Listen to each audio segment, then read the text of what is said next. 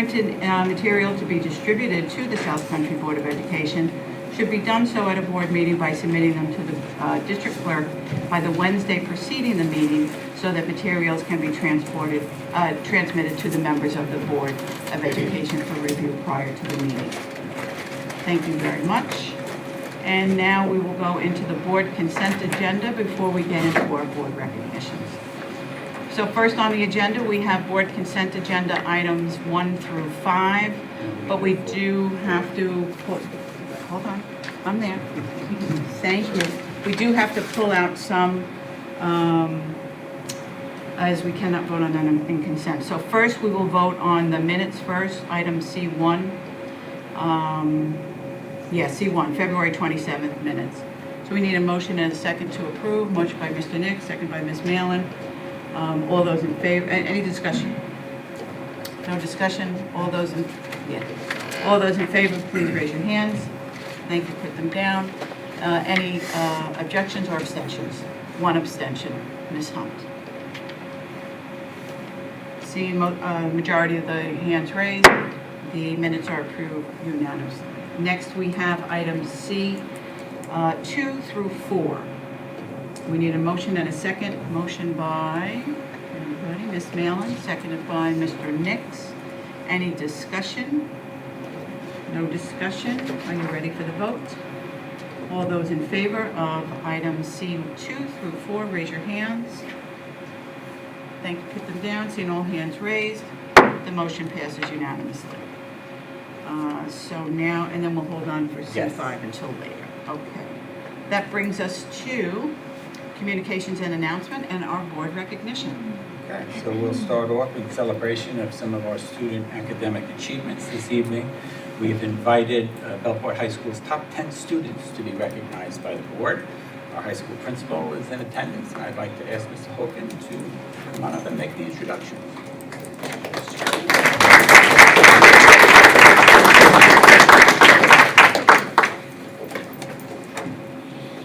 Good evening. So it's my pleasure to introduce to the board and everybody here tonight our top 10 graduating seniors for the class of 2019. As I'm sure you are probably aware, class rank is finalized at the end of the student's 7th semester in high school. So that would have been this previous semester. We met with the top 10 students in September to notify them of their status. And then, as I say, class rank was finalized at the end of January, our first semester. And we met with our students again to give them the official notes. So I'd like to call them up one at a time. I have just a short paragraph I'd like to read about each one. And then I'm going to ask them just to stand here. We'll move forward. Okay? All right, our number 10 student is Nicholas Nazaro.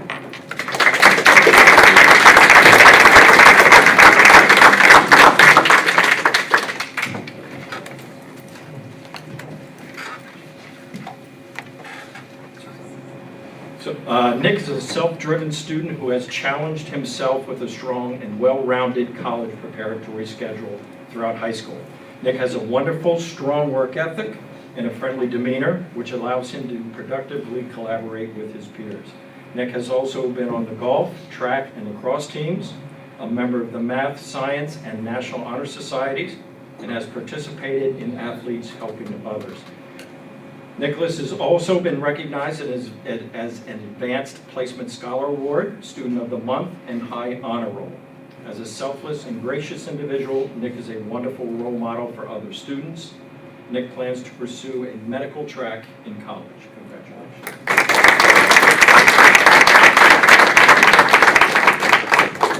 Alexander Irwin.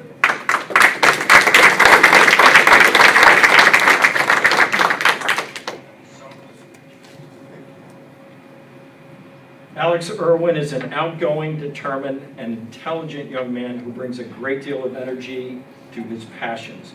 Alex has continued to challenge himself with rigorous coursework.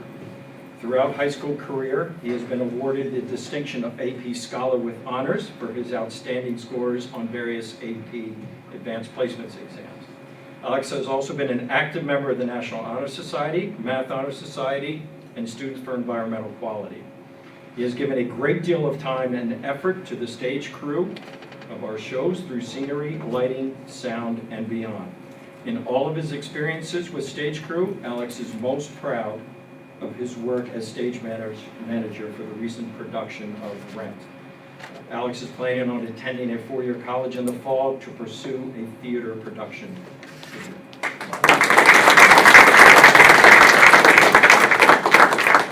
Our number 8 student, Sean Laurinaitis.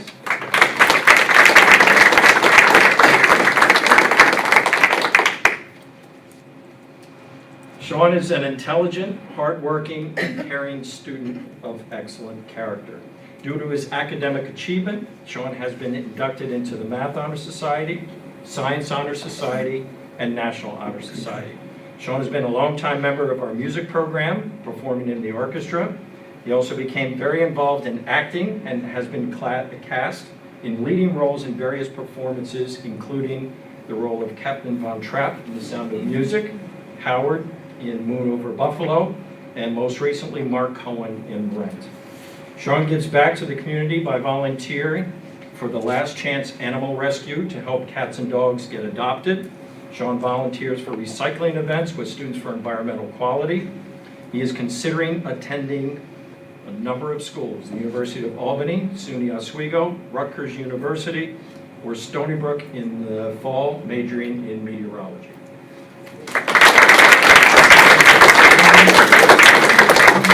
Valentina Vanellis.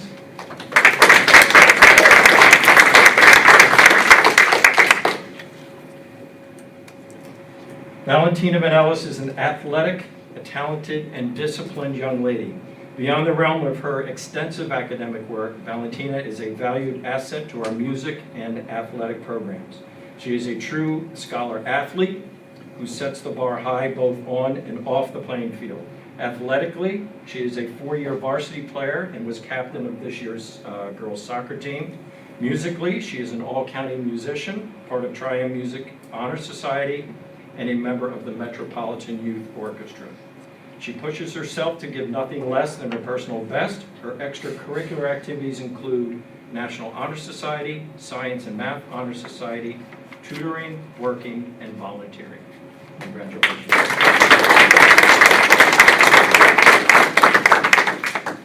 Eloise Costa.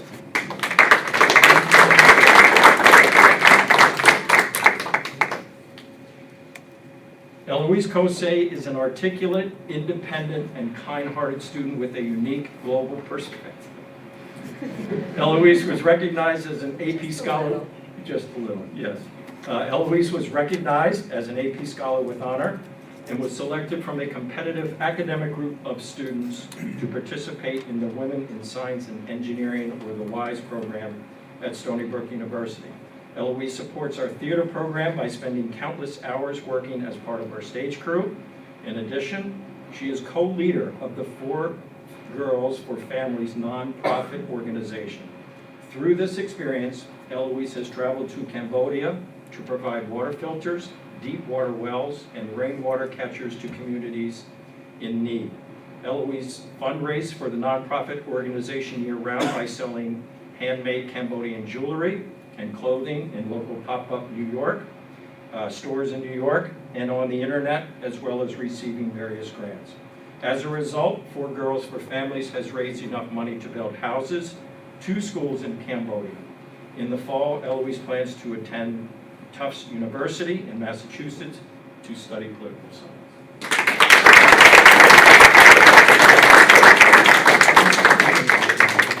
Kyle Kleiman.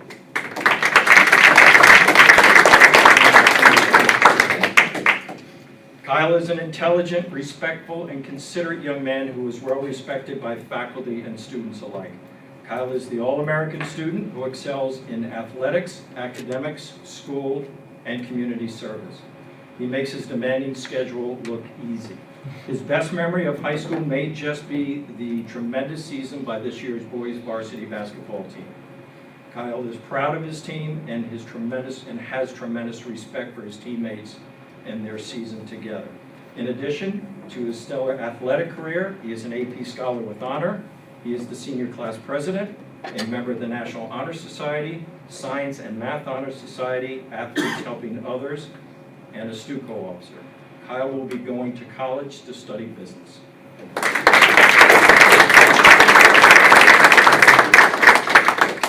Megan Bergeron.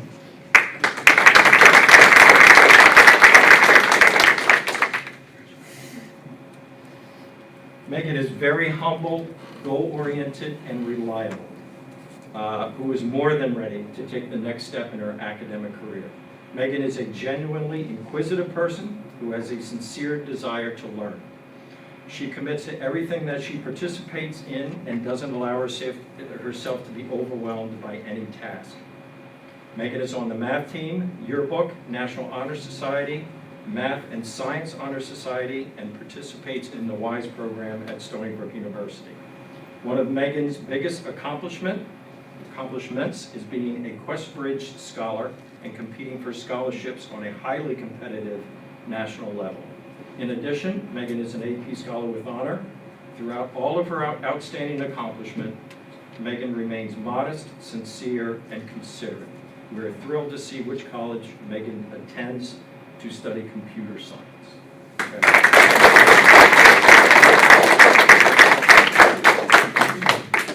And now for our top 3 students in the class of 2019, our class essayist, Anika Majid.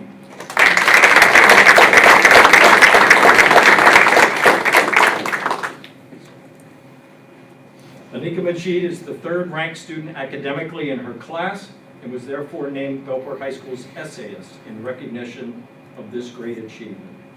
Anika was born in Pakistan and speaks Urdu at home. Her parents made sacrifices to move their family to the United States when she was just 9 years old. Anika excelled in spite of these obstacles, as evidenced by the fact that she was invited to become a member of the Science Honor Society, Math Honor Society, and National Honor Society. This past year, Anika was selected from a competitive pool of applicants to participate in a summer engineering program at Stony Brook University. Anika has been a member of our math team, tennis team, our school newspaper, The Clipper. Anika is passionate about science, math, and related STEM fields. In the fall, she is considering attending Stony Brook University or St. Joseph's College and plans to major in a chemistry-related field.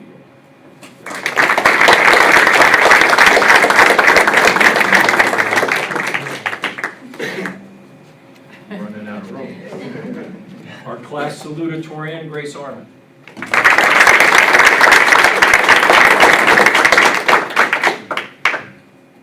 I actually have 2 honors for Grace and Steve, and I'm going to start with her academic status here. Grace Arman is our salutatorian for the class of 2019.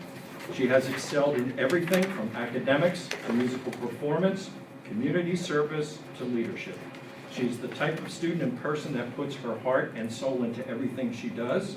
She is a National Merit Finalist and is an AP Scholar with distinction. Her activities include student council, SEQ, chamber orchestra, hit orchestra, National Honor Society, Math Honor Society, Tri-M Music Honor Society, and Science Honor Society. She's been a part of the Metropolitan Youth Orchestra for the last 3 years. Grace is a creative, talented, dedicated young lady who has committed to being involved in so many extracurricular activities while maintaining exceptional grades. We congratulate our salutatorian, Grace Arman.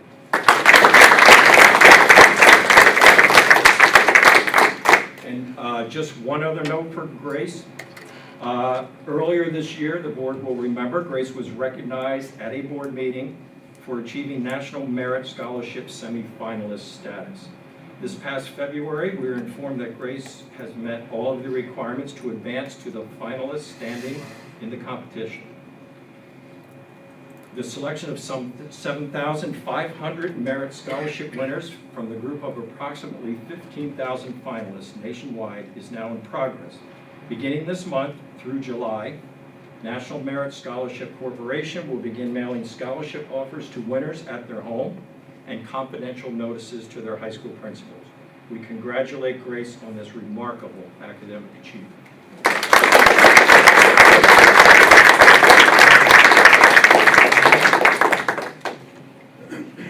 the valedictorian for the class of 2019, Mr. Tyler Brock.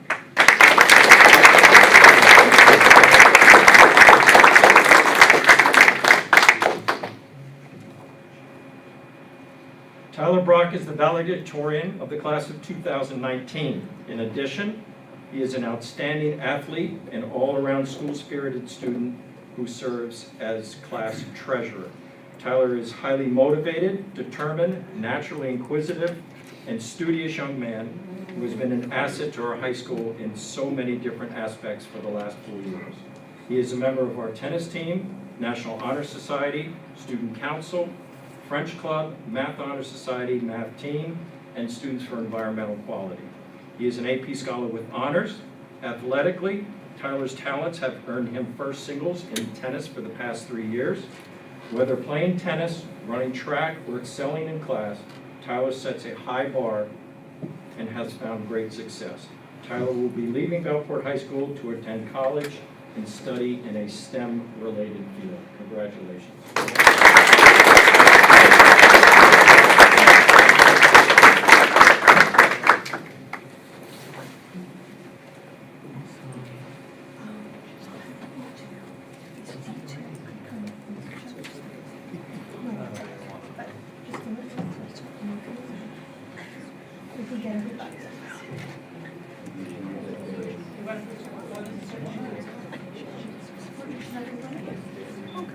The certificates. We're going to. Read the other one. Right? My other one? For you?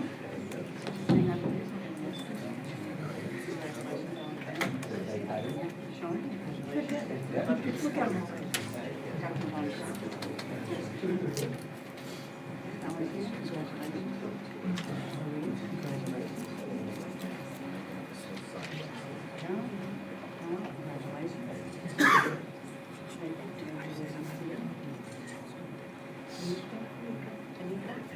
I went to St. Joseph's too.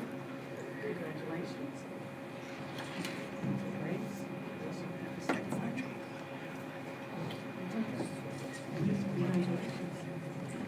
You in there, Mr. Hoffman? Yes, ma'am. You like everyone? I did. Okay. Mr. Hogan, why don't you have him come over towards the so that, actually. Do you want to pull up his photos? By Dr. Jerry. And for the parents who want to take pictures, after we're finished, you can come right up front. We won't move, okay? Everybody You get a ready? nice shot. Thank you. You're welcome. Students don't. Everybody ready? Yes, I can.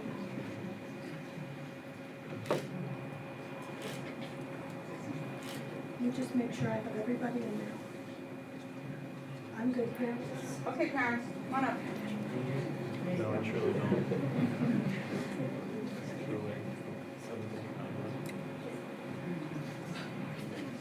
Feel free to come around. You want to come get the picture that you want. Really?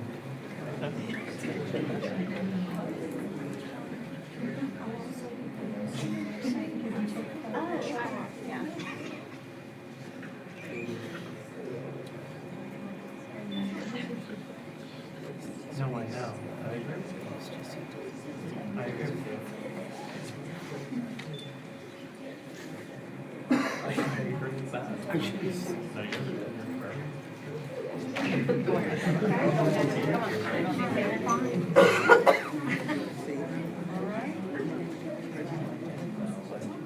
should be some conversation.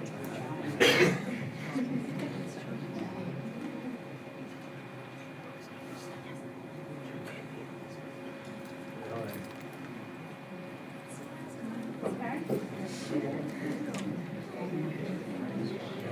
All right, before the students leave, hold your applause for just a moment. We do have one of our representatives from the county legislature, Rob Colacco, here with us tonight. He's here for another reason, which you'll find out about in just a moment. But since he's here, I wanted to give him an opportunity to offer his congratulations to our wonderful students. Well, thank you, Mr. President. To our young students, it's a wonderful achievement. Hearing about the great things you guys have done over the last few years in the school and the high school, you are certainly all bright stars in our community. And I think you're all going to go on to do wonderful things. And I wish you all the best of luck in whatever it is you choose to pursue as you go into higher education and beyond. So congratulations to all of you.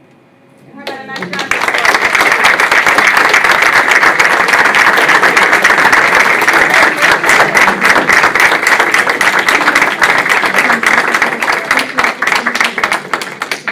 Sure. As well. Okay. For the newsletter. We're good. We're just going to get the three of you really quickly with the same. Okay, we'll come right in. You okay, sweetie? Okay. You got Mr. Hogan? Good. All right. Congratulations again.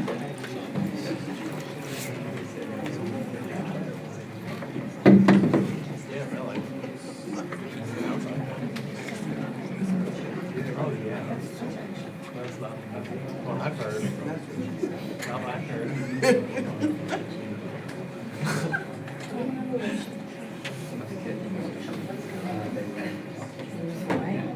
No, I know I saw it someplace.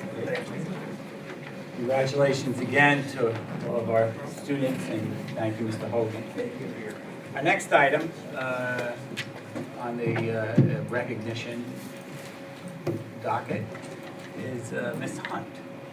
It is with regret that the board has accepted Ms. Hunt's resignation as a trustee of the Board of Education. As you know, she serves as vice president. And she has been a great contributor to this board over her 1.5 terms, I think it is now about. And she will be truly missed. Here to make a special presentation recognizing her for her service, as Ms. Felice pointed out, is Legislative Calarco. So, Mr. Calarco. Thank you, Dr. Gianni, and it's a pleasure to join you all. And I apologize, I came a little late. I was actually at an award ceremony for my daughter at her school. She's only in first grade, though. So she got you know, at first, I give a lot of credit to all of our school board members because being somebody who's in elected office, I can tell you they have the most difficult elected position that you can have. And I think it's because the decisions they make impact the people we care most about, and that's our children. And they do a wonderful job, and I know the school board is doing a wonderful job on behalf of the South Country School District. And over the years, I've gotten to know Regina Hunt through many different roles, not just as a school board member, but I know she is somebody who decided that she needed to get engaged in her community, decided to get involved in her community, and started to just find different ways to be active and find different ways to be a part of the community and to add in one way or the other. And eventually that led her to running for the school board and becoming a school board member for many years. But she's also run programs in her community where she hosts informational gatherings and opportunities for people to get together, opportunities for people to come out and hear other elected officials as they're campaigning to run, so that people can have a debate and hear the two candidates who are coming out, so that everybody is able to make informed decisions about what it is that they want to do with their community.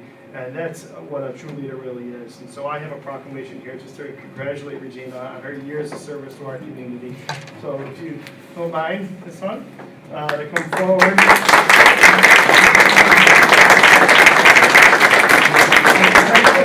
I know she's not going too far. She's just leaving our school district, so she can no longer serve as a board member, but I'm sure she's going to continue to stay involved in the many different ways that she acts for our community. Regina, congratulations.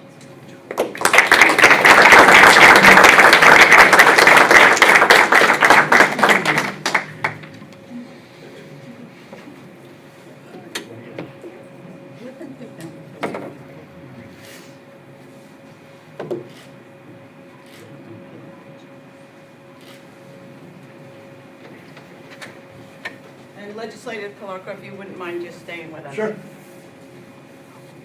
I have prepared remarks that I'll make in my officer's report for Regina.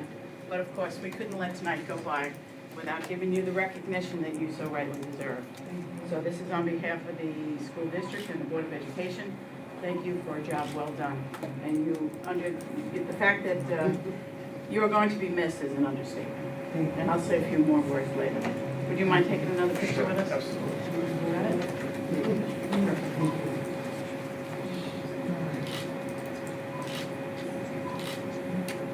smile for that picture.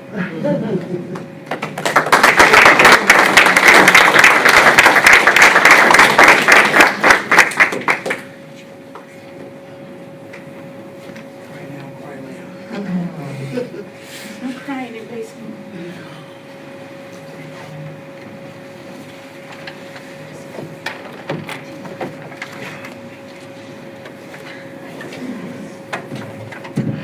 Thank you, Legislator Clarko. Thank you for joining us tonight. Thank you very much. Thank you for Okay. letting me come and celebrate and wish our fond wishes to Thank you. And thank you, parents. That's the end of the recognition ceremony. If you want to get your students home, now would be the time. Thank you very much.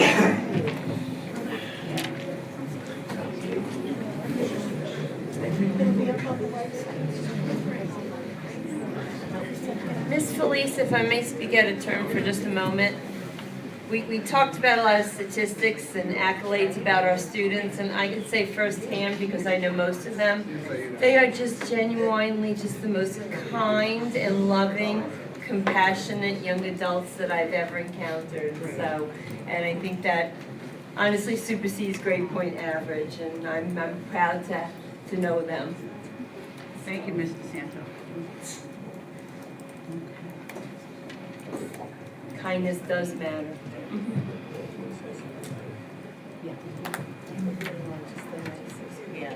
Okay, moving on with communications and announcements.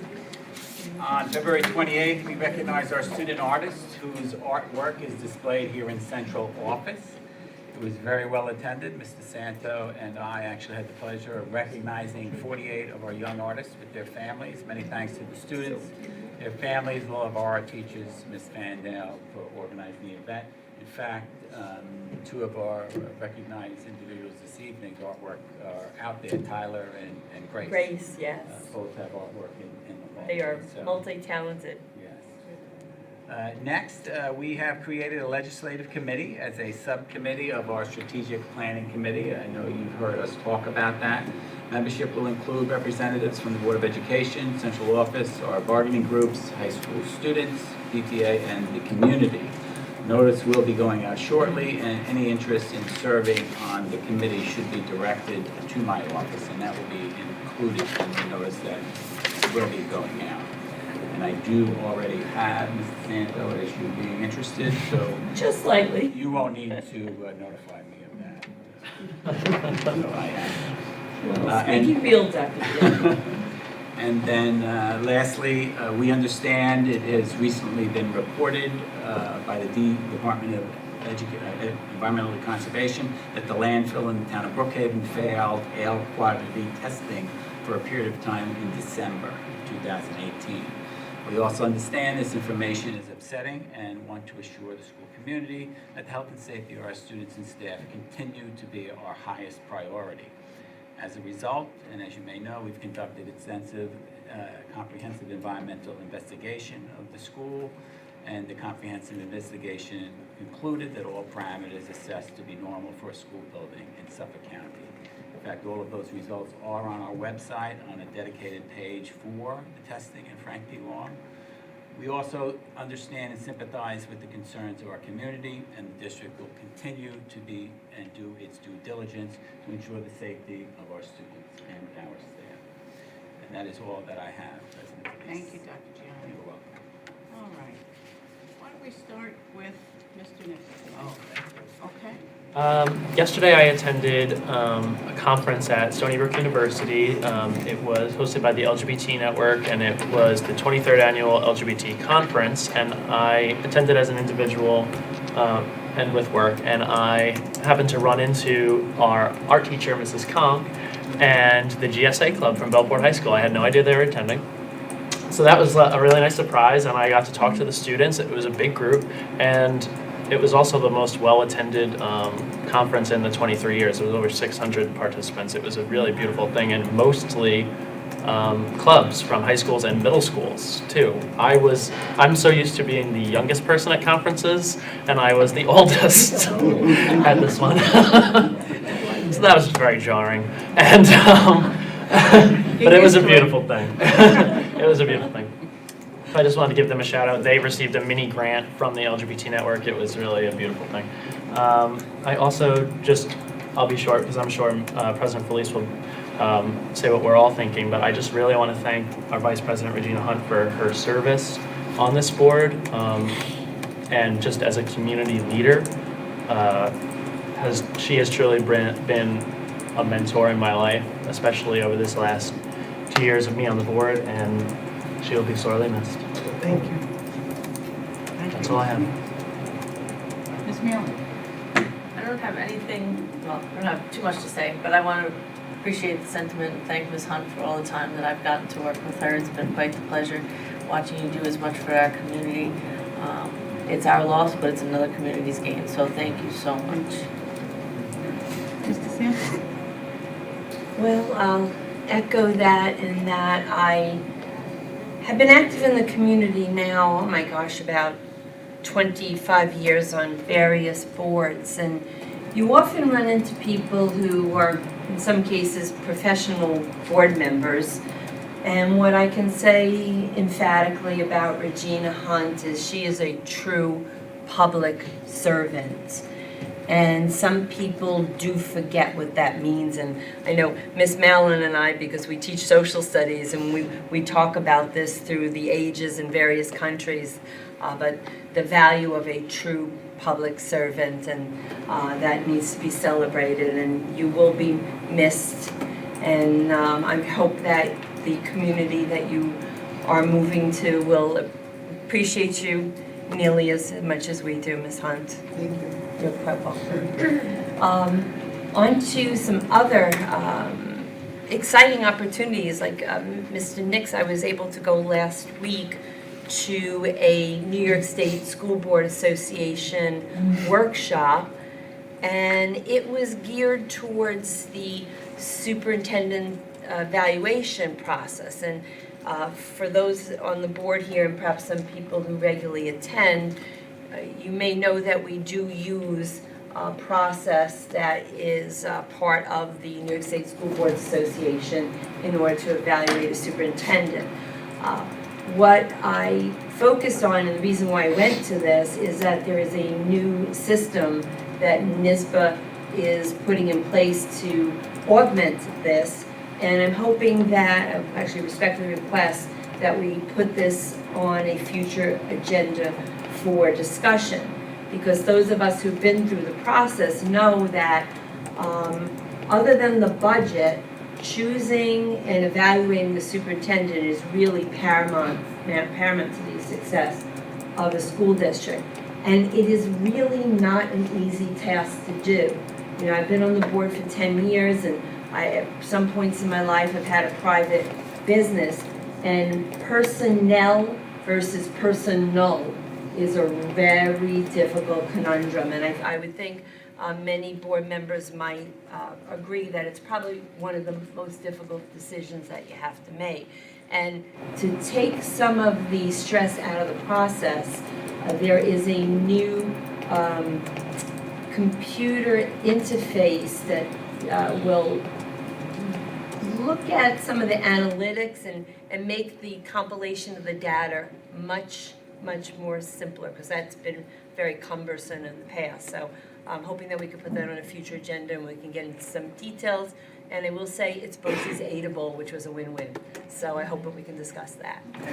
And other issues. We had the Teaching and Learning Committee this past week, and obviously a lot of the advisory committees. And there were a number of very important topics that were discussed. And I'm not sure if Mr. Smalls is going to be doing any other presentations on that in the future, so I'm not going to steal the thunder with that. But what I did want to mention, and again, having been on the board for a while, the advisory committees have sort of shifted, and to some degree, we've been spending a lot of time looking at very valuable PowerPoint presentations, but there's not enough time for discussion. So I'm hoping that we might look at reevaluating the format of those committees. And I honestly do believe in some cases we have formulated subcommittees because there's more things that need to be done. And I think that we might need to do that again. or at least move from a quarterly to perhaps a more frequent meeting schedule. Because I don't know if you felt the same way, Ms. Felice, there was some really great dialogue, but we were watching the clock and we couldn't really necessarily go as in-depth on some of the topics. Yeah, as we I'll agree wanted with to. you there. Part of my report was that it was the most lengthy report, committee that we had all week, and because there was just so much on the Well, agenda. I, at the risk of offending someone using this word, I came on as a public servant to a school board because it's the curriculum, stupid. And we very rarely actually get to speak about curriculum because there's so many other timely fiduciary and legal issues that sometimes we forget curriculum. And not that the administration does, but we don't get to really publicly discuss it. And I really would like to see that we have a little more time. And I know it did come up at one of the meetings, and I did want to reiterate that I'm hoping as we revamp the advisory committee system, that we take a look at changing the times back to, whenever possible, something that's a little bit more family-friendly and a little bit more friendly for residents in the district that work. So moving back to perhaps a 7 o'clock time so people can get to the meetings. Which, well, we'll save that for when we Yeah. discuss it, because that Absolutely. would be counterintuitive to increasing the time we spend at the meeting if we start them later. But we'll Well, talk about that when we. A lot of when we people put can it get back there on at the agenda. 6, and it's also Okay. the family hour for dinner, but that's just my 2 cents. So. Okay. All right. Does that conclude your report? That will do for now. Thank you. All right, thank you. Ms. Dialosa. I just have 2 events that I'd like to mention that are coming up at the high school soon. We have our class Olympics on March 29. It's definitely a fun and exciting competition, and it's a little battle of the classes, so I know a lot of the grades are looking forward to that. And I also think it's a great way to end off the Spirit Month on a positive note. And the other thing I would like to mention is that the Senior Showcase is back on this year and will allow 12th grade students to express their talent to the Belport audience one more time before they graduate. The show will be on Monday, June 3rd, as of right now, and it will be hosted in the auditorium, so we're looking forward to that. Okay, great. Thank you. All right, and that brings me to my report. So just bear with me, there were a lot of committees this week. First, I wanted to say I attended a sold-out event at the Boys and Girls Club to celebrate their 50th anniversary. Their venue and their programming was showcased, as were many who contributed to the creation and the success of the club. Keynote speaker was the Honorable David Dinkins, who was the first and to date only African-American to serve as mayor of New York City from 1990 to 1993. An interesting story about Mayor Dinkins that I thought our superintendent would find very interesting is, in order for him to enlist in the Marines, he wasn't able to find a recruiting station that would accept him, because they claimed they already accepted their quota of African-American service members. And so he had to actually search for a recruiter before he could become a U.S. Marine. And he was among the Montford Point Marines awarded the Congressional Gold Medal of Honor. I think we find that quite interesting. On March 4th, I attended the Finance Committee with Dr. Gurgis. A host of items were discussed, which included, but not limited to, the transportation RFP, the independent audit RFP that is a requirement every 5 years, and the food service tri-annual state review. Capital projects such as the one at Frank P. Long were reviewed. The vestibules were reviewed. Still waiting for state approval for several of our schools. We were very pleased over hiring a new architect who are engineers that are graduates of Belport High School, and looking forward to giving us some nice information and guidance on our capital projects. They know our buildings well. Kramer Street School had a hot water heater replaced and is also on the list for additional capital improvement in the years to come. Brookhaven Elementary sidewalk repairs were completed. Safety fence was installed, and Principal Raymond did request an evaluation for a redesign and restriping of the parking lot to allow for an easier traffic flow with both the large and the small school buses arriving, and improving student safety. The Critz ball field was scraped for the debris, and Belport High School reported and fixed several roof leaks, and did make note of an overall improvement being witnessed in the building cleanliness from last year to now. So we're very pleased about that. On March 5th, I attended the Health and Safety Committee. Again, a lot of the items that were discussed at the Finance Committee that had to do with health and safety were also reviewed again. We're very pleased that our security enhancements are being seen with the new ID and fob distribution. The new visitor staff management machines are being installed throughout the district.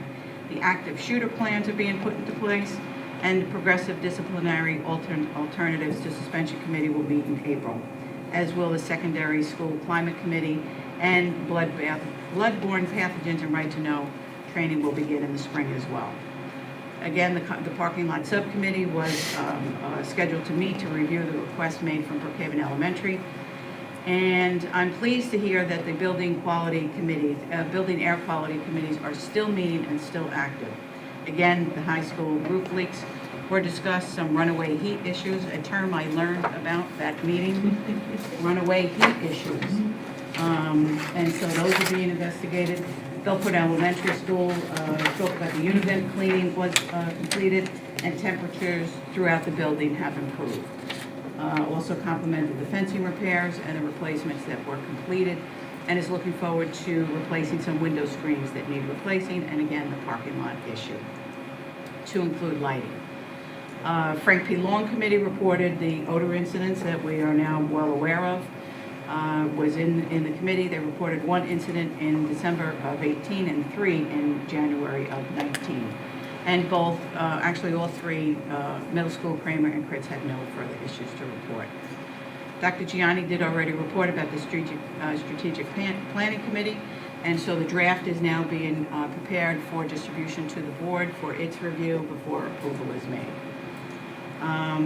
Teaching and Learning Committee, on my report, I was saying I'm going to leave that to the experts to assess, because it was the most time-consuming meeting all week long, and much to discuss.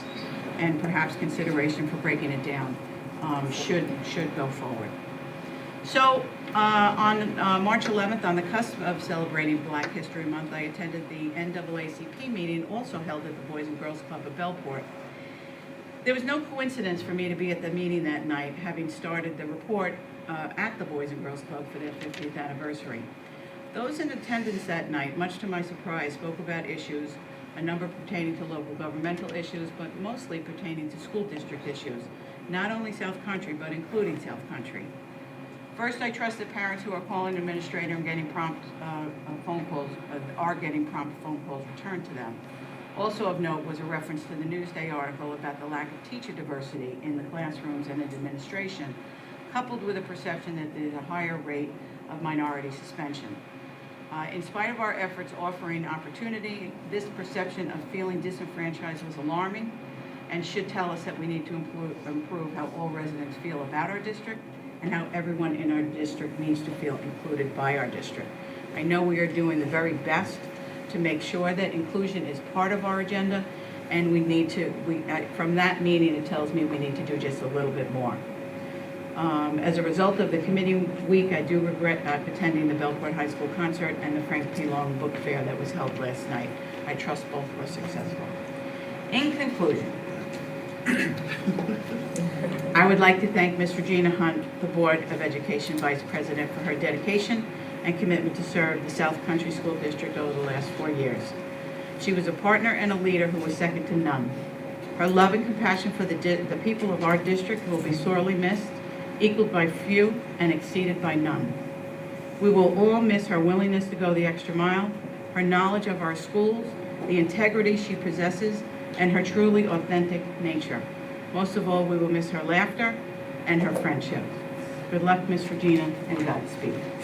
I'll give you another round.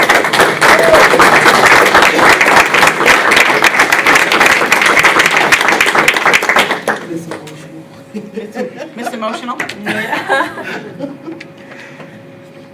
It's a tough night to continue, but continue we must. Madam President, I got so Yes. flustered with the graduates and Regina.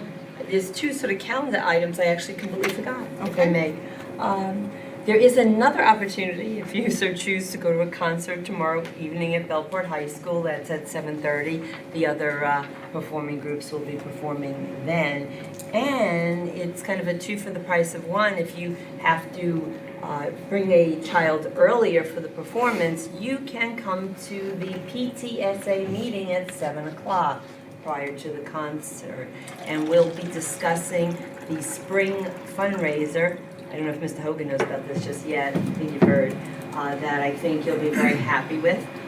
So please do attend at 7 o'clock tomorrow evening, PTSA, followed by an amazing concert in the auditorium at 7:30. Is that the high school? High school, yes. Yes, that, Yeah. what room? We usually meet in the conference room in the main office. Every once in a while, we're up in the library, depending upon logistics. Okay. Thank you very much. You're welcome. How could I forget those things? All right. All right, we're up to public commentary for agenda items. We do have 2 cards that are agenda item topics. So just as a reminder, public commentary occurs 2 times during the meeting, first in the beginning of the meeting for agenda items only. Everybody knows this. Comments from each speaker are limited to 3 minutes. A total of the public session is limited to 30. Comments related to personnel matters or individual students cannot be entertained in public. Public commentary is a time for the board to hear comments from the public, not a question-answer period between the board and the public. However, if asked, informal questions requiring short answers will be addressed. However, the board cannot enter into a dialogue with the speaker during public commentary. District residents who seek additional information will be guided to an administrator who will address their questions or concerns. And for more information, you can see guides to meetings. So first we have Wendy Majal. And next up is Ms. Almond. Hello. Hello. Hi, I'm Wendy Migel. I'm just here, I'm here at the hearing to include 2 things about the current budget. I don't know if it's been accepted, but the first one that, can you guys hear me? Yes, I can hear you. One, seeing after the findings of the DEC confirming decreased air quality and toxic chemicals that surround Frankie Long, an issue that we've been talking about for years, as you all know. I am asking if you can allow some additional filtrations and monitoring to keep our children, teachers, and staff safe. Will you add this into the school budget? Every child, teacher, and staff deserves to be safe.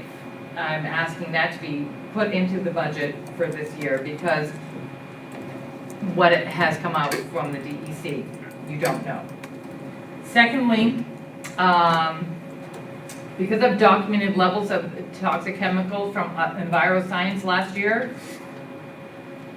I had to withdraw my student from Frankie Long. I had no other choice. I was not willing to take the chance. The staff is aware of my situation, well aware of my situation. I am still living in South Country School District and paying taxes. Now I have tuition to a new school to provide my daughter with a healthy educational environment. I pay an estimated $1,300 a month, roughly $13,000 a year. I hired a lawyer and was given the runaround with no answers from you guys, no answers. My deposit has been exhausted by this tactic, hoping that I would go away. I want to put my bill for my daughter that I pay taxes for on your desk. I'm sick of the runaround. I have been paying since September. I have a copy of this bill that I pay monthly to the safe environment for my daughter, and you know my situation. Everybody knows my situation. My number's on there. Please contact me, and please stop avoiding me. I have no legal representation at all anymore, so you guys can contact me directly. I'm tired of it. Thank you for your comments. Ms. Armand?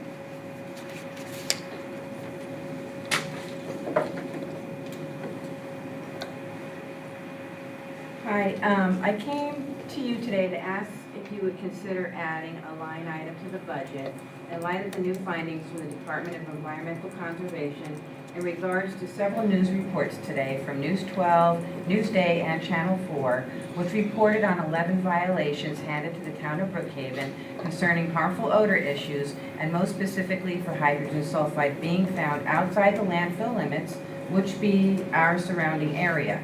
I would like to propose the South Country School District consider taking a proactive stance, considering that 5 of our schools sit in the shadow of the landfill.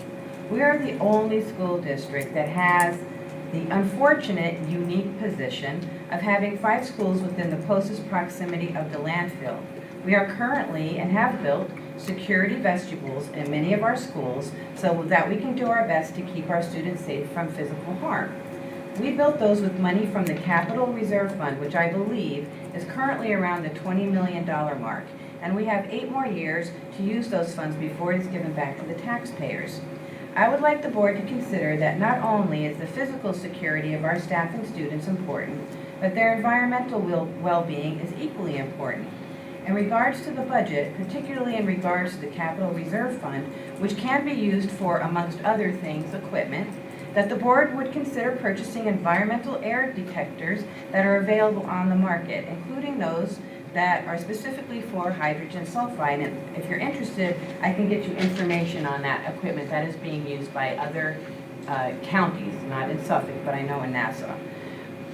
Wouldn't it behoove us to look into those systems to monitor the air inside and outside the schools in our area so that we do not have to wait for the DEC to get enough complaints to take the time to come test our area? If the landfill or all the other industries in our area are causing air quality issues in and around our schools, shouldn't we take it upon ourselves to take the initiative and monitor what is happening in our school's environment? If we had that information, we could hold accountable the entities like the town of Brookhaven or the private companies in our area to have to pay for testing, mediation, or fix issues that our district is not responsible for. By taking ownership of monitoring our own environment and making it transparent to the community, it shows our district cares about its staff and students and understands that local and state government oversight can use supplemental assistance that we as a community can provide by taking this into our own hands, just as we have in our safety measures in other areas of our district. And just quickly, I just want to say, Regina, I'm so sad to hear that you're leaving. Although a lot of times we don't see eye to eye, you have really been the person that has notified me of issues within our town, not concerning the schools, but important to our town. And I'm going to really miss that person because I don't know who's going to give me that information anymore. And I also feel that I always call you the woman that belongs to 100 organizations. I don't know how you do it, but I hope at some point you might be able to come back to our district. Thank you. Thank you. Just to some of the comments that Ms. Armand made, I'm going to ask the superintendent just to look into, because I believe that the 20 million in reserve is not an accurate statement. Well, I couldn't find it. No, that's okay. No, not being critical. But I'd like him to speak to it at the next meeting.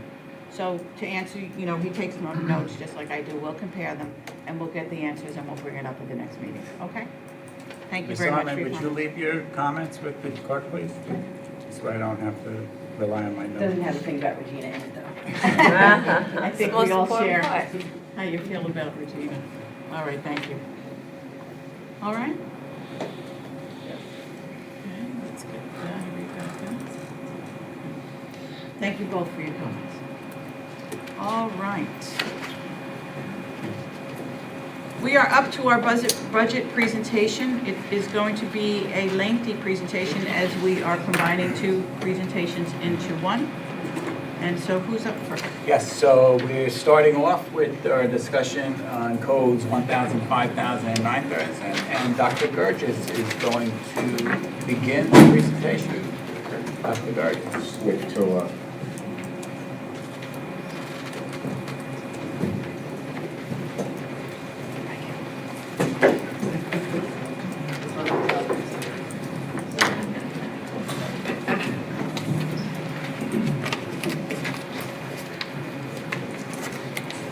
Thank you, Dr. Johnny, and thank you, Board of Education, again.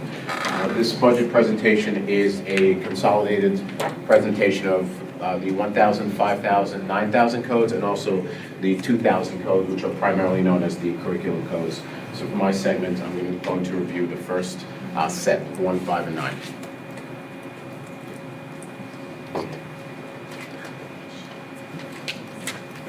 To review, what do the codes mean? 1,000 are the general support codes, which include the Board of Education expenses, district clerk, the annual budget vote and election, central admin, operations and maintenance, utilities, and insurance.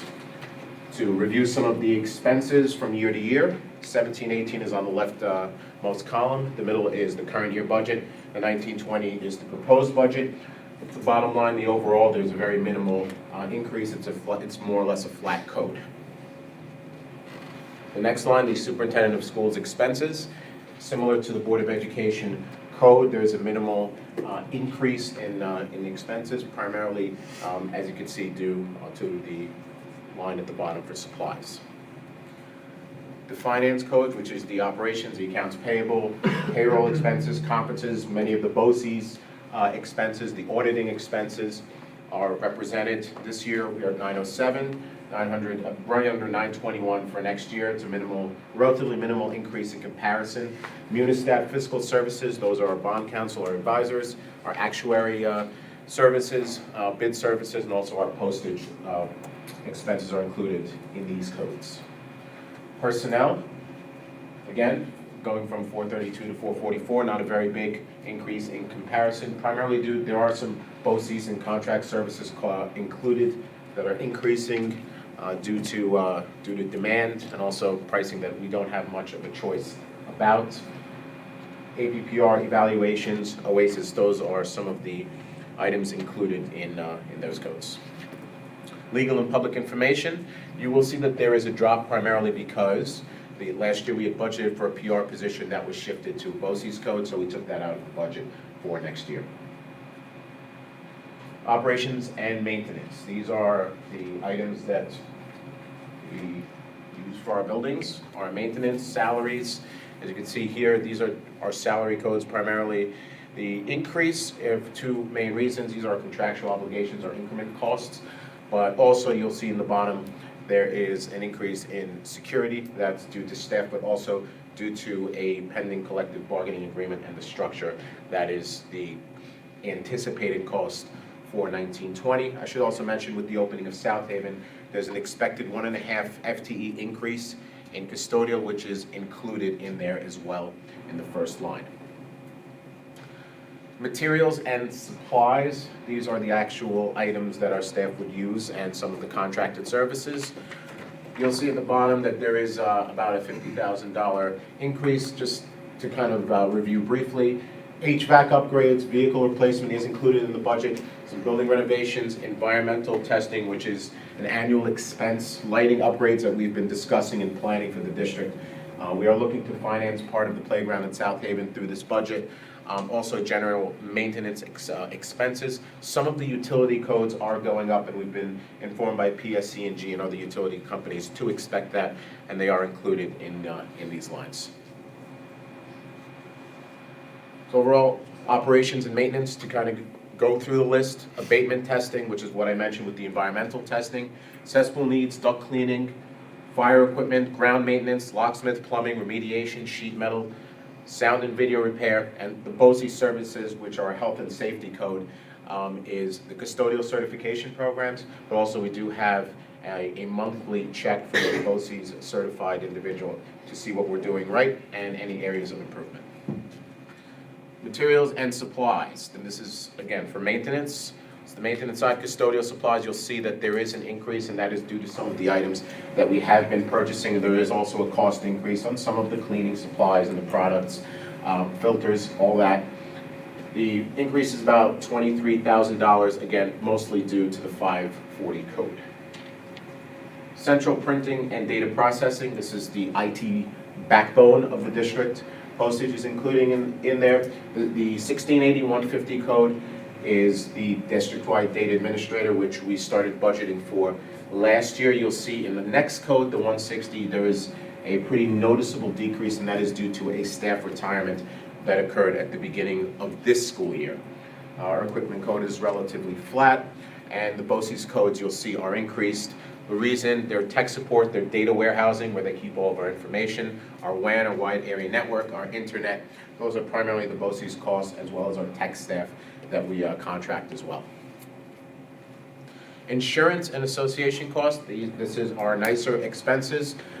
They did go up. They are expecting a 5 to 6% increase, which we have included in the budget, and also the BOCES administration and rental costs. For any BOCES site, those expenses are divvied up among the component districts, and that is the number, the 583, that we have been told is our share for next year. Transportation. This code includes budget lines for all student transportation costs. And as we see here, there is a line which I will get to where there's an asterisk, but as you see, most of the codes are relatively flat. To get to the big one, 5540, 400, our large bus contract expires at the end of this year. We don't have a cost projection yet. We are working on that for next year. Hopefully within the next meeting we'll have an answer. An RFP did come back from the process of finalizing the scoring, and we will sit down and determine from there. Now the question is, why is there an increase of $450,000? If you recall last year, the additional state aid that came, we allocated that in our contracted services code with the understanding that in this current year we would move that to the transportation code in order to finance as a preliminary financing method for pre-K transportation, which is why the number is $450,000. That is shifting from one code to the other. This is not the projected increase based on the RFP results. It's just a continuation of what we had planned last year. 9,000 are undistributed, which is the majority of our benefit codes. These area refer to budgeted items paid to agencies rather than vendors, like New York State Teachers Retirement System, New York State Employer Retirement System, or the Suffolk Schools Employee Health Plan, which is our health insurance agency. It means that the item is not assigned to the function, which is it is expended.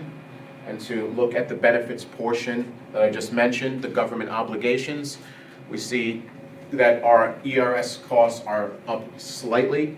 Our TRS costs are down. There is a reduction that is anticipated for next year. However, I do warn that for the 2021 school year, there is a lot of discussion that the cost may spike due to the way it is calculated, and that is a direct function of the stock market performance, which, as we all know, in December took a pretty big hit. Social Security is going up. That's a function of staff salary. Workers' compensation, an issue that we have been monitoring. The costs are going up, and that is something that was offset by our reserve last year in part. And our unemployment costs, we've leveled off at the rate indicated. Employee benefits, our life insurance, disability are relatively stable. Our health insurance, there is an increase that was projected by the Suffolk Schools Employee Health Plan. I can happily say that we are now in the first full year in which the expenses, the cost of SSEHP are lower than NYSHIP, and in many of the instances, the services exceed those of NYSHIP, and I just received a comparison sheet on Monday that document exactly that. Our Medicare reimbursement is up, of course, because the costs are going up, as we all see, as are our opt-out costs. And we see the other codes are relatively stable. Our debt service and special aid, the numbers for 1920 are down for the first two categories. That is a result of the 2016 refunding that the board approved, and we're still reaping those benefits, and it does allow us to finance some of our initiatives. Our tax anticipation note, due to interest rates rising, not so much as a result of the district's financial condition. We are actually pretty well rated by our rating agency. Our transfer to school food service is level, and it is still working at that amount, and our transfer to our special aid fund is up slightly due to increased costs in the summer. Just to highlight, the 2016 refunding I mentioned is saving us next year $291,000. And should I go into the revenues, or should I? No, how did that jump up? That the other one goes on? Just move forward. Keep going through. Okay. Certainly, that's good. All right, Mr. Small will now take over. Small will take over. Thank you, Dr. Gargis, and thank you, Board of Education. I'm going to present to you tonight the 2000 codes, which deals with curriculum and instruction. The 2000 code, which I said deals with instruction, by far is the largest category of expenditures. It deals with all regular education and secondary classrooms and other instructions. Also, all special education programming as required by law, extracurricular activities, which includes clubs, intramurals, and interscholastic athletics. Curriculum and instruction salaries.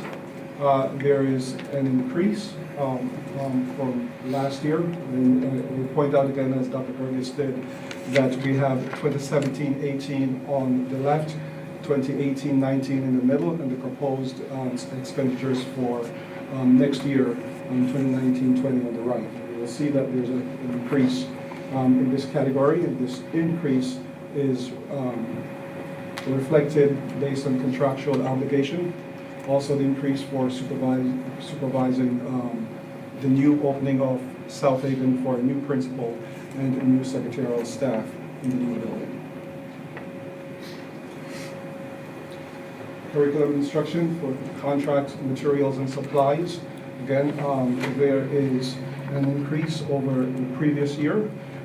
These codes deal with the purchasing of instructional materials, such as our literacy materials, our math instructional materials, science supplies. This year we are exploring the purchasing of new science materials for grades K through 8, which is reflected in these codes as well. So we're budgeting for new materials for instructional materials. Also, we have for classroom libraries, Edgenuity Cadet Core Systems 44 and Read 180, which are reading programs that are used for support for those students.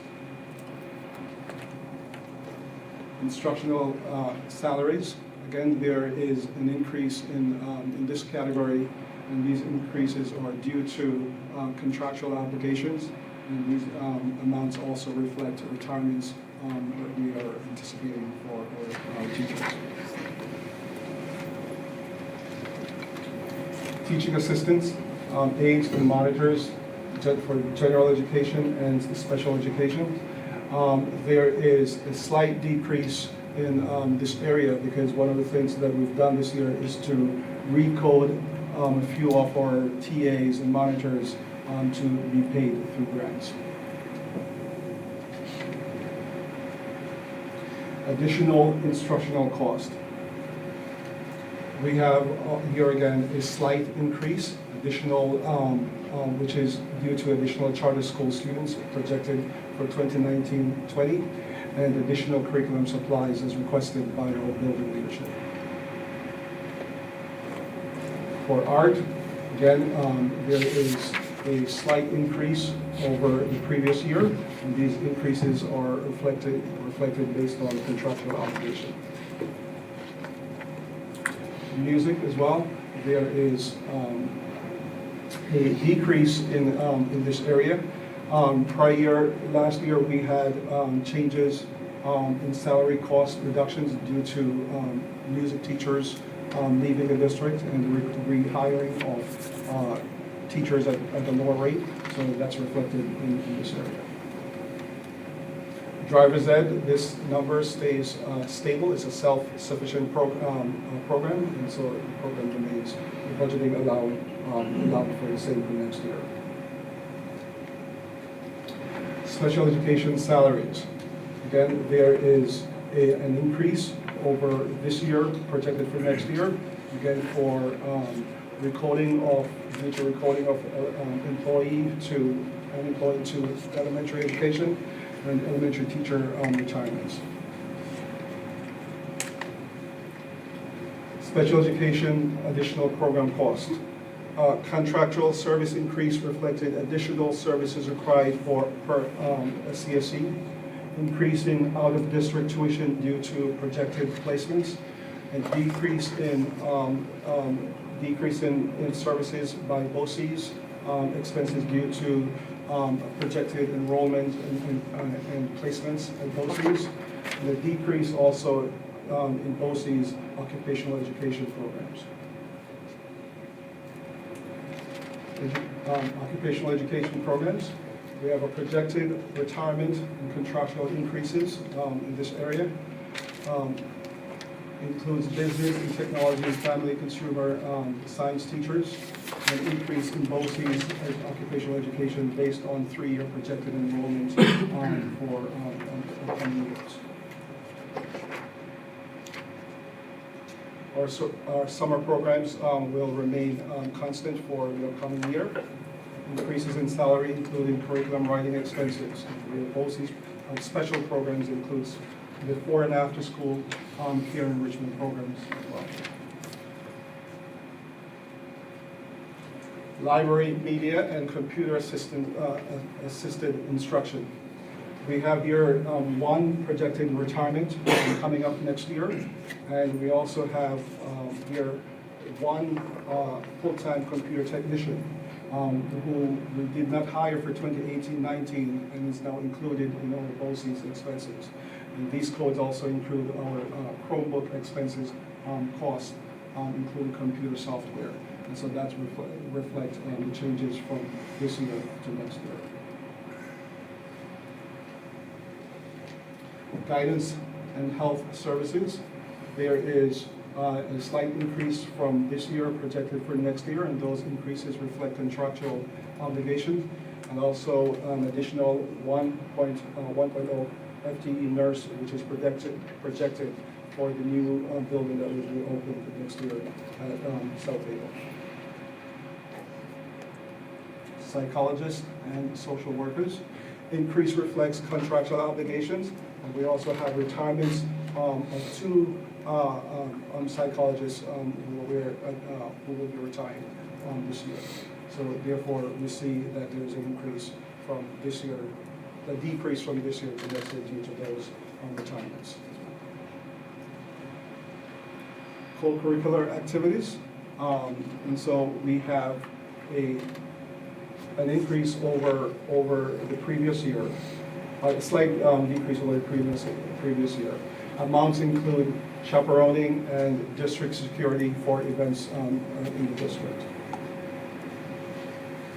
In physical education and athletics, we have an increase projected for next year.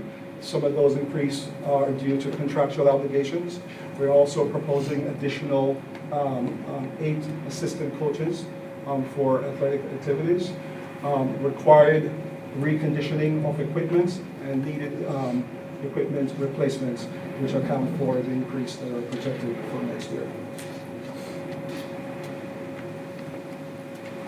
Thank you, Mr. Small and Dr. Burgess. So I'm going to now take you through the expenses, the revenues, and some of the financial challenges that we are experiencing. First, taking a look at the expenses. Obviously, all that you just seen costs money. These are our projected expenses as of this moment.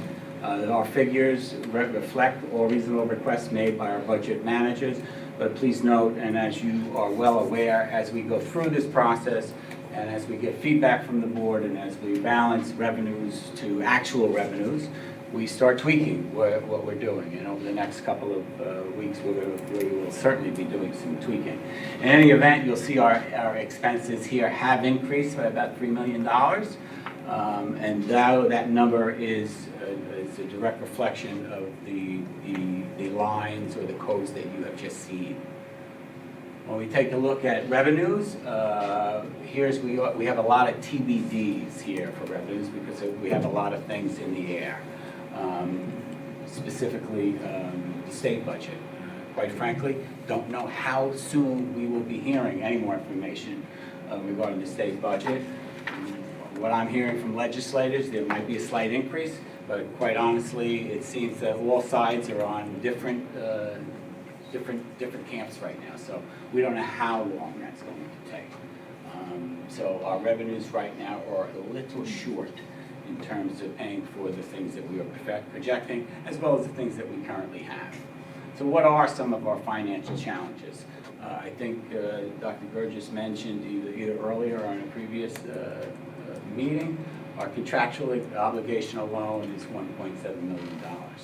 And remember, this does not include any increases in the transportation costs that we will be incurring for next school year. We recently put out an RFP, as the board is aware. That RFP is currently being scored by the business office, and we are going to figure out who the most responsible proposer is, and hopefully move forward and be able to get a solid number in terms of where we actually will be with regard to the cost of transportation next school year. Our tax capital levy limit is 3.36 actually, so that's about $2 million. We continue to struggle with under or unfunded mandates. State aid is decreasing. In fact, if you notice on the previous slide, I think we had a decrease of about 400,000 without going back. 418, 911. Thank you, Mr. Santa. How apropos it's 9/11 at the end, it's an emergency because things keep decreasing and more mandates are put on us. Truly an emergency. State aid proposal, the legislature, as I indicated, is currently unknown, and we aren't really sure when it will be known. So what do our financial challenges look like on one slide to take a peek at it? Here we have our expenses and our revenues on this one slide for you to take a look at. And of course, I'm going to go right to the bottom and focus the board in on the current gap, which is about $6 million. And then I'm going to take a step back and tell the board, now, don't get so worried about that $6 million gap. Because as you recall, and as you can see on this slide, we haven't applied any of the reserve or fund balances that the board has generally applied in the past. Okay? So if we were to apply all those things that we did in the past, and in my opinion, administration would be recommending, you're at a 1 million. So At worst, $1.5 million. 1 million is a lot better than 6 million, Yeah. but it's certainly nothing to just fluff off. We're going to need to sharpen our pencils, as well as hopefully sharpen the pencils of whoever is successful in the transportation RFP, and be able to close that gap so we continue to provide the program that we have been and expect to continue. So what's next? Finalize our staffing projections. That's our next meeting, March 27th. Review, and I think I actually covered a couple of these things already just by speaking. Review current expenses and requests with budget managers for possible reductions. Apply any state aid once finalized. Determine if the board wants to stay within the cap. The board certainly has the opportunity to go over or even under what the tax levy we're permitted to go to the voters with. Determine what the board wants to do with regard to appropriating from our reserves and our fund balance. Our next meeting, we should be very close to the final budget. We did it a little differently this year, as the board recalls. I think in previous years, we did the staffing as the workshop meeting.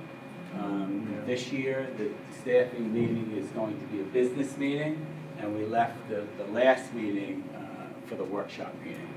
And I'd like to refer to that one as where the rubber hits the road meeting, because it's no doubt there'll be some tough decisions being made, probably at the March 27th as well as the following meeting, and it's April. So April 3rd is the April workshop? 3rd, expense to revenue update, yes. That's just a workshop meeting? That's a workshop meeting, yes, correct? Am I correct? Yep. That's the workshop meeting. Okay. Expense and revenue update. Yeah. And at this point, any questions the board might have of me or? I have a few, but My I'll colleagues. defer to the board first. Questions? Anybody? And how's your crystal ball, Dr. Burgess? Earlier today, we received the Assembly and Senate projections from Okay. NISBA, and couldn't have said it better. There are 3 different islands. One is double what the governor is proposing. I think there's a universal call that don't touch expense-based aids, don't consolidate aids. To be honest with you, I don't think that the budget is going to be delivered on time. I think they're compared to the last 7-8 years, I think there are some real Huge ideological differences as to financing. But at the same time, there is a revenue problem in New York State that is starting to bubble. And this is the first real year out since the recession that we're seeing it on the horizon. But somehow or other, we'll manage, we'll make it. I have a few questions. I'll ask a few, and then if you have more, we'll go back. Okay. It was only slightly, but it increased significantly. The guidance travel expenses, I think it went from about 2,000 to about 7,000. Yeah, so Mr. Arini is proposing more college visits and also the consortium and other colleges to visit here. So those are the expenses that would be related to that. Okay. Does it have anything to do with the capstone visits No. too? That would be on the curriculum side in the 2000s. Curriculum, okay. Yeah. Okay, thank you. Capstone, you'll be hearing about at the June meeting. Yes, that was communicated at the Teaching and Learning Committee. We're looking forward to hearing that report. Good. Club chaperone salary. Did we have to increase the amount of chaperones? That also went up. It's a result of supervision, correct? It's a result of supervision and anticipated cost increases. One of the areas to always consider in chaperoning is depending on the performance of teams and also the level of attendance, those costs can go up and they can go down. For this year, they will be going up because, for example, basketball had a great run. So they were traveling to different schools and also their attendance increased after the first couple of weeks of the season. So instead of, let's say, having the usual 4, now you have to have 8 for just basic crowd control. And again, that's just a very basic example. It was a very enthusiastic crowd, I shall say. Yes. Okay. Out-of-district tuition. There's a line in there for out-of-district tuition. Could you provide the board in the next update, and then perhaps for one of the future meetings, what the criteria is for the out-of-district tuition? Okay? Sure.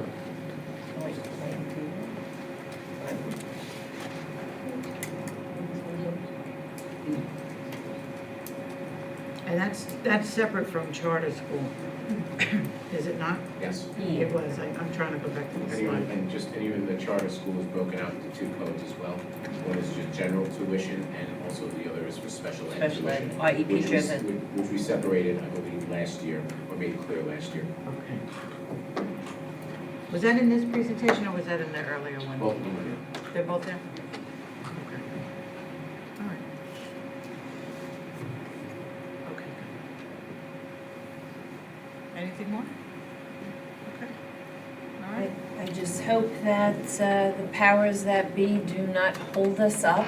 We're going to be held hostage between the congestion pricing battle and whether or not we get revenue and they decide on legalization of marijuana. So we're going to be between a rock and a hard place here. So I hope they come to some middle ground and that we can actually set our budget knowing what aid we'll be getting. It's the ideological differences that I mentioned. Those Yeah, are 2 it's like very big we're, statements. yeah, it's Okay. going to be a tough one. All right. All right. Okay, moving on to the next item. Did you have something? Well, I guess something that struck me and honestly bothered me in Newsday is the John Hildebrand article that I sometimes feel as if it's a simplistic report in reference to TRS.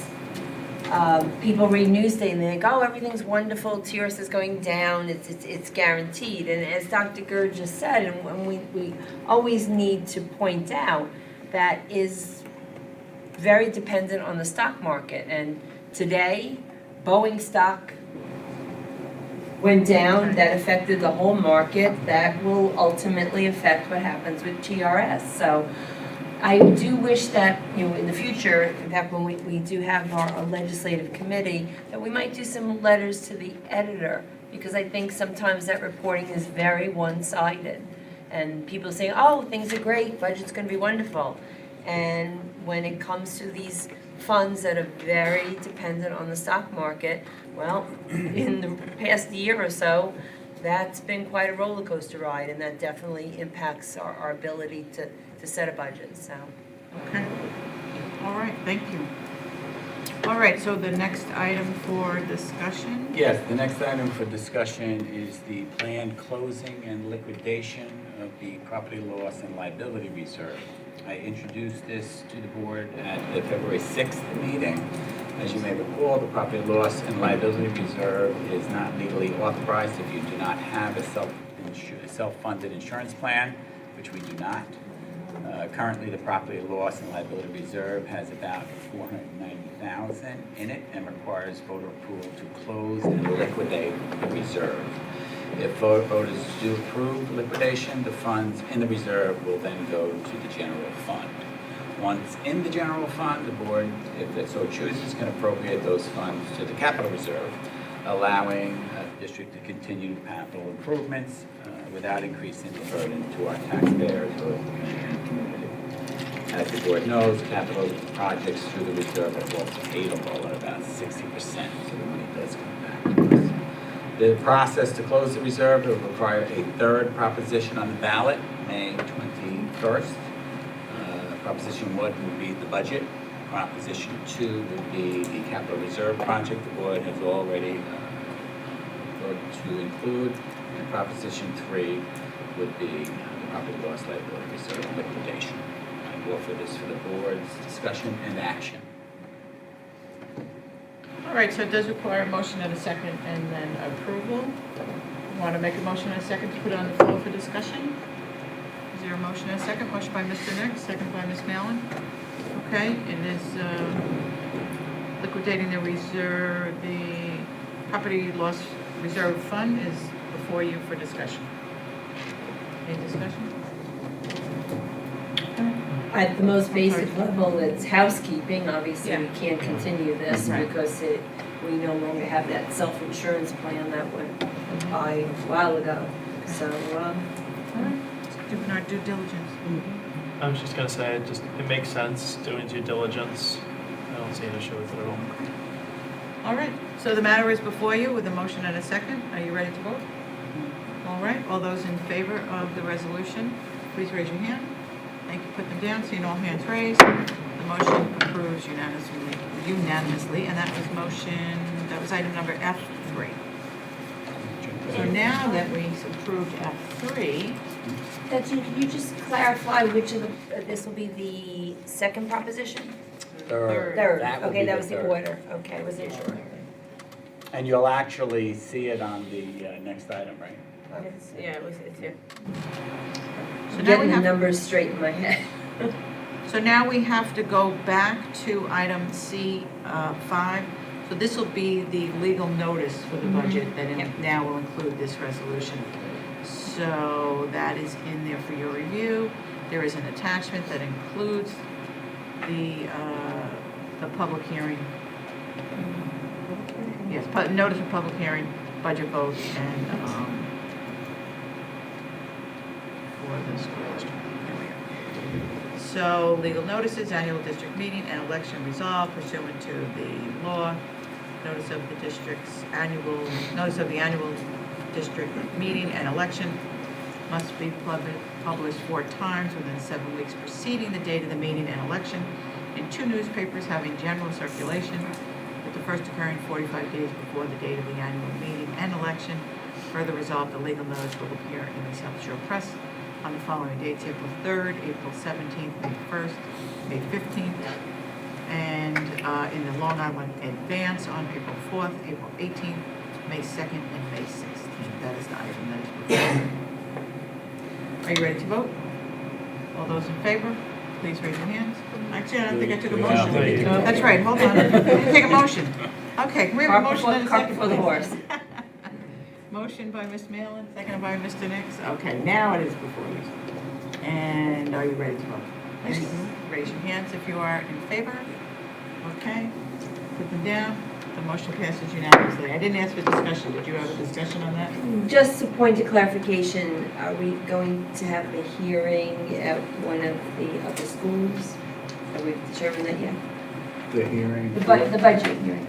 So you might get a larger No. crowd. No, I did not, we didn't talk about that, yeah. Yeah, we never had a big crowd for that.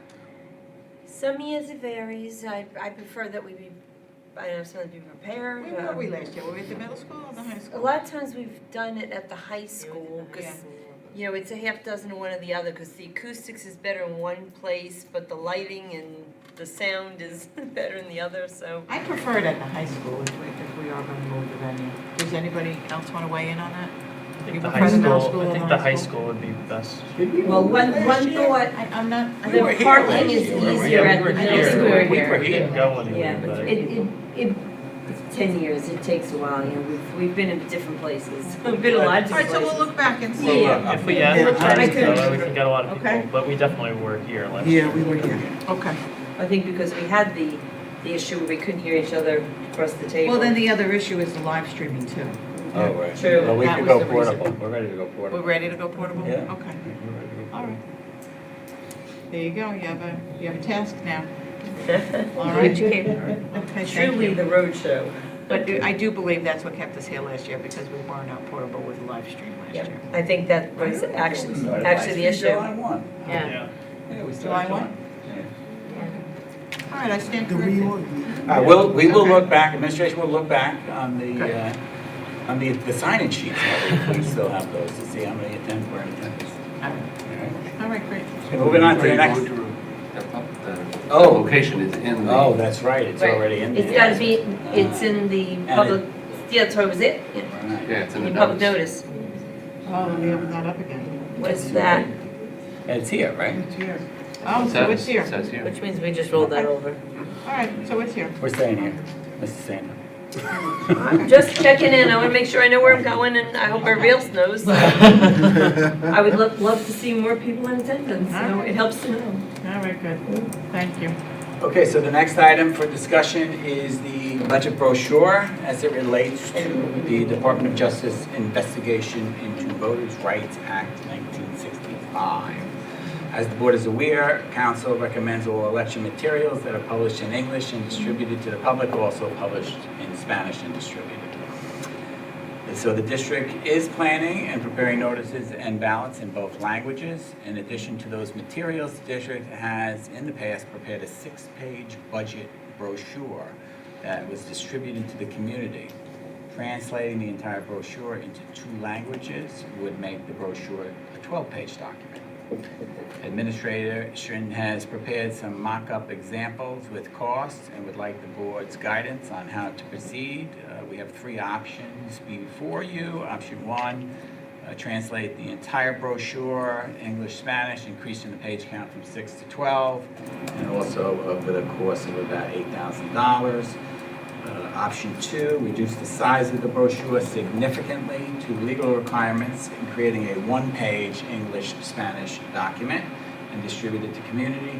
We would then also place all of our non-required items that were in the previous brochure, such as the do you, did you know, etc., on our website in both languages. And certainly if folks requested, we could provide hard copies of those as well. That is a cost of about $2,800.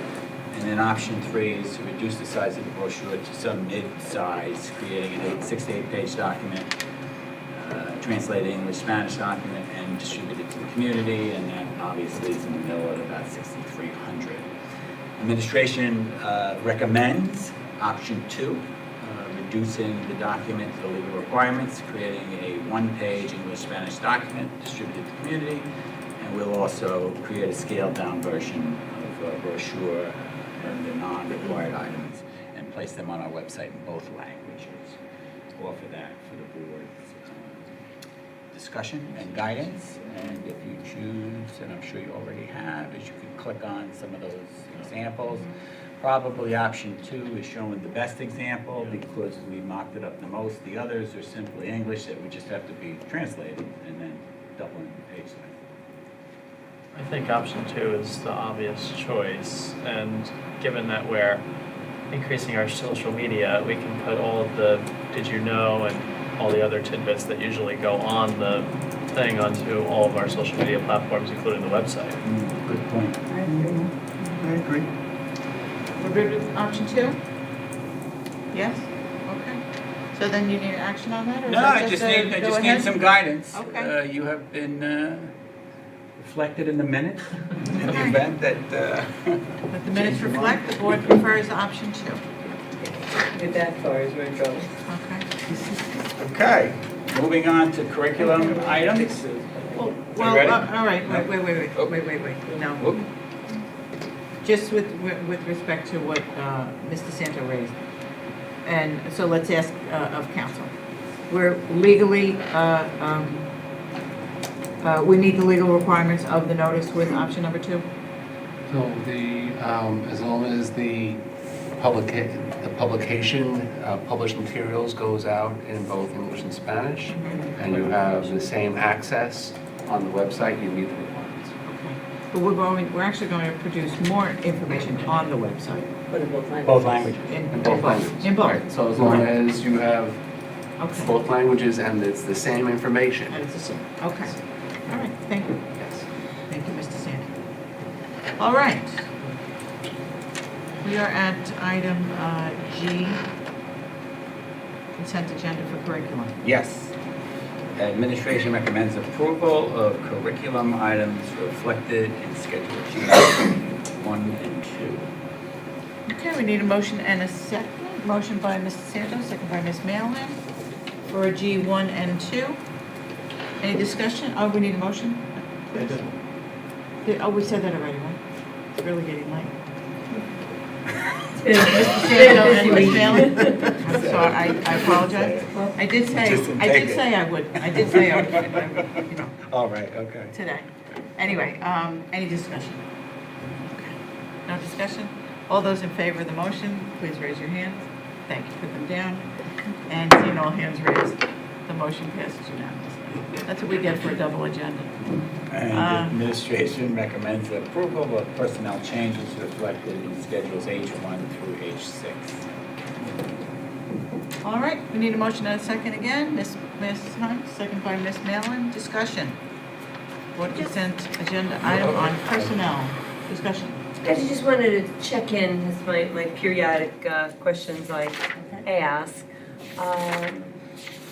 Definitely wanted to check in that our permanent substitutes, so we had sort of a informal agreement that they would be certified, and if not certified, we'd be notified. No, they're certified. Okay, We're no so longer hiring yeah, I 40 do my days. due diligence here, I periodically have to ask these That hasn't things. changed.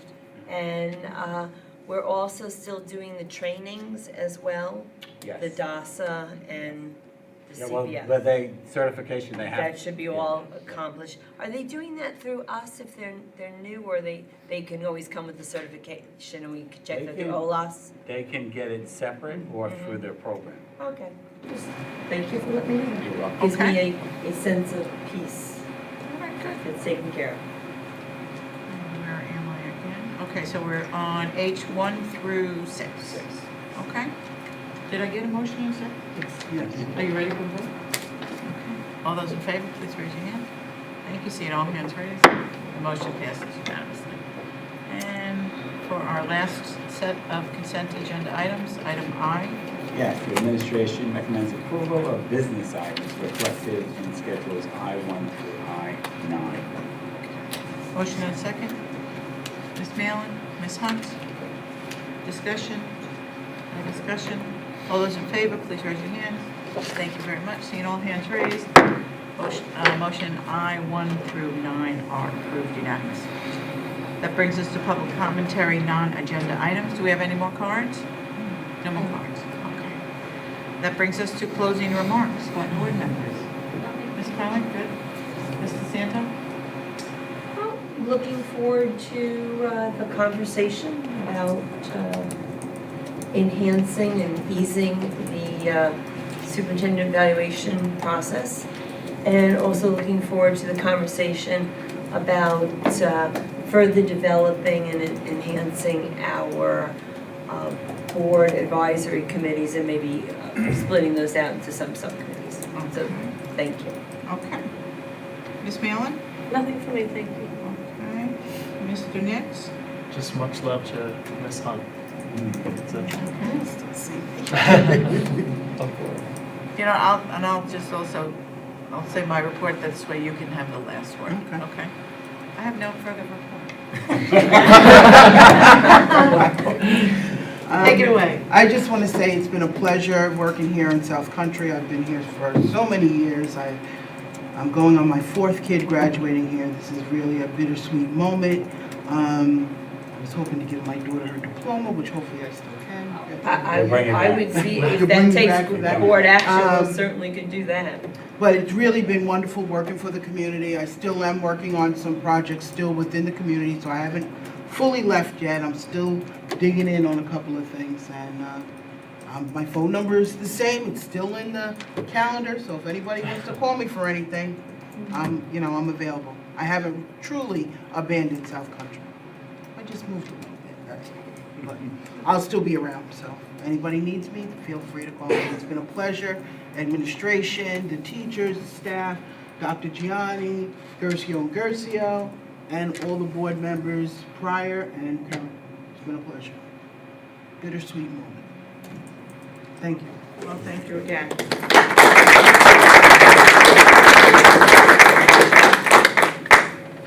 And with that, would you like to make a motion? Oh, we have my last thank yous. Thank you to the Civil Air Patrol for their donation of 2 Sphero coding robots valued at $130 each. The robots are being donated to Frank P. Long and are designed to inspire curiosity, creativity, and invention through connected play and coding.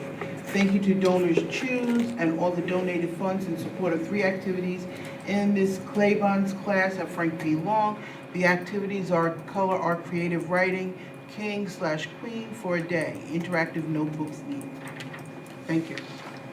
And with that, would you like to make a motion to adjourn? I make a motion to adjourn. Motion to adjourn. Unanimous second? Unanimous second. And we stand adjourned. Thank you very much, everyone, for coming, and thank you for those who watched on our live stream.